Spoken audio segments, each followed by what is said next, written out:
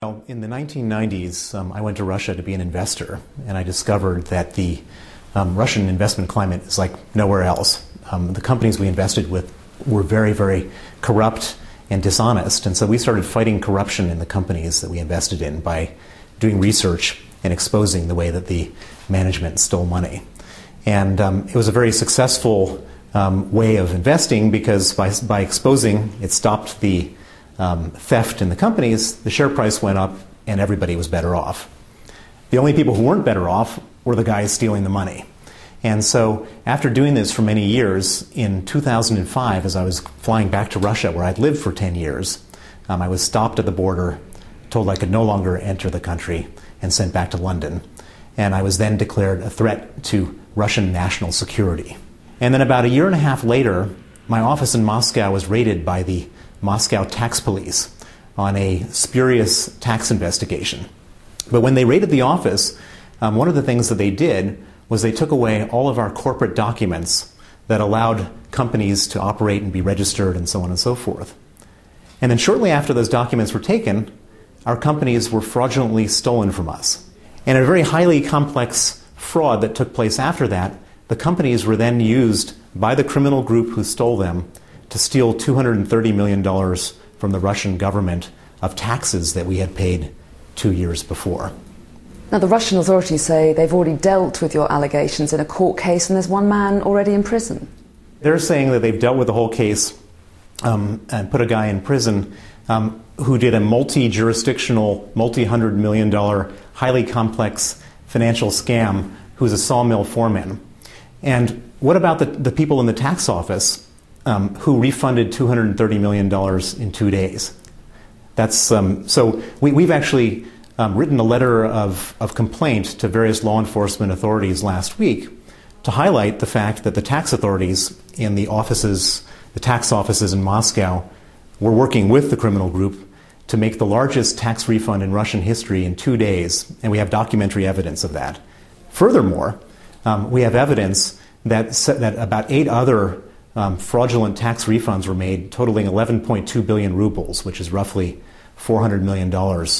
Why don't you go back to Russia and fight this through the courts? The Russian authorities tell us that they accuse you of defrauding them. They accuse you of tax evasion worth £10 million.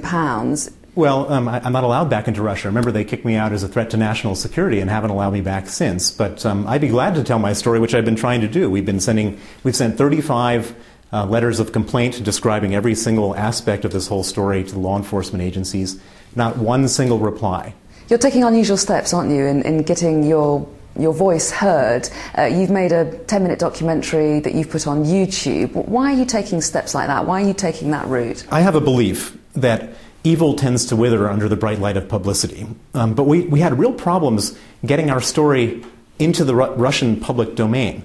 The television stations absolutely wouldn't touch it, and the newspapers were afraid to, because if we're saying that cops were stealing, then the journalists were afraid of getting arrested by those same cops. And so our story was just getting out in dribs and drabs. Nobody knew what was going on. And so we were sitting around trying to think of how do we get through to the Russian people so they understand what they're being the victims of. And we came across this idea, let's use YouTube. It's completely democratic. There's nobody who can block it. You talked about how you spent many years investing in Russia. As you say, you were the largest foreign portfolio investor in the country. You were there for at least 10 years. Obviously, you saw it as a good place to do business. How do you feel now? Well, what I see now is, when I first got there, my main philosophy was that Russia was a very flawed place that was improving, and that in the transition from horrible to bad, it was a place that you could do business and see better things happen and make money. What I see right now is it's on a transition from bad back to horrible because of all this criminality. And I find it very disturbing because I have a great love for Russia and the Russian people, and I don't think that of the 140 million people, 139 of them are quite decent, honest, good people that are being victimized by the same thing which I've been able to describe and put out there into the public domain. And finally, where do you think this will end? I think this will end with the bad guys in the law enforcement agencies and the administration who have been involved in this thing. I think they'll all eventually be brought to justice. Well, Sky News has contacted the Russian authorities for their response to the allegations made by Bill Browder. A Kremlin official told us it was an ongoing legal matter which will be resolved within the court system, while an Interior Ministry spokesman said it has requested Interpol place Mr. Browder on its wanted list.